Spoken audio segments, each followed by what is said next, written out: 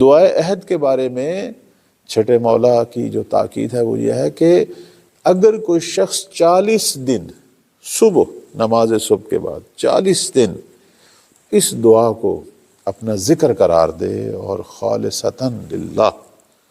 خلوص دل کے ساتھ دعائے عہد کی تلاوت کرے، یہ امام صادق علیہ السلام کا اعلان ہے، یہ کوئی کسی عام شخص کا نہیں۔ فرماتے ہیں کہ جو 40 دن اس کی تلاوت کرے گا، اس کا جو اثر ہے اس دعا کا وہ یہ ہے کہ یا تو خدا اسے عمر نو عطا کرے گا، طولانی عمر دے گا کہ تا ظہور امام زمان علیہ السلام وہ زندہ رہے گا، یا اگر وہ دنیا سے چلا گیا فرض کریں تو پھر بھی جب بھی قائم کا ظہور ہوگا، اب جب ہوگا کہتے ہیں فرشتے اس کی قبر میں آئیں گے کہ اے مومن تو نے 40 دن بیعت کی تھی، امام مہدی علیہ السلام سے عہد و پیمان کیا تھا اور وہ ہستی ظہور کر چکی ہیں، اب اللہ تعالیٰ تجھے اختیار دیتا ہے، تجھے دوبارہ موقع دیتا ہے، فرصت دیتا ہے کہ دنیا کی طرف پلٹ، یعنی وہی رجعت،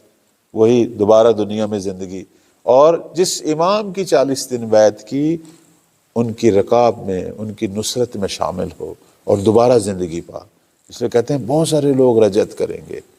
ان میں سے ایسے لوگ بھی ہوں گے جو عہد و پیمان مانتے تھے، جو بیعت کرتے تھے، اور یہ لوگ صرف غیبت کے لوگ نہیں، حتیٰ ائمہ کے زمانے کے لوگ۔ اب امام صادق علیہ السلام اپنے زمانے کے لوگوں کو، چونکہ یہ جناب زرارہ نے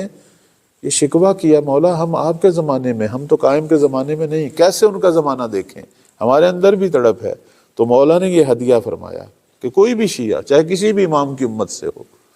اگر وہ 40 دن اس کی تلاوت کرے تو اس کا جو اثر ہے وہ یہ ہے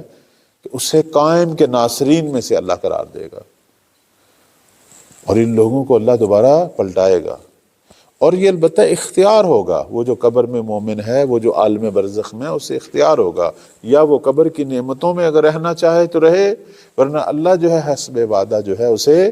دوبارہ موقع دے گا، اور یہ پروردگار قادر ہے۔ اللہ نے کئی مردے، پہلے بھی آپ قرآن میں نہیں پڑھتے کتنے مردوں کو اللہ نے دوبارہ زندہ کیا،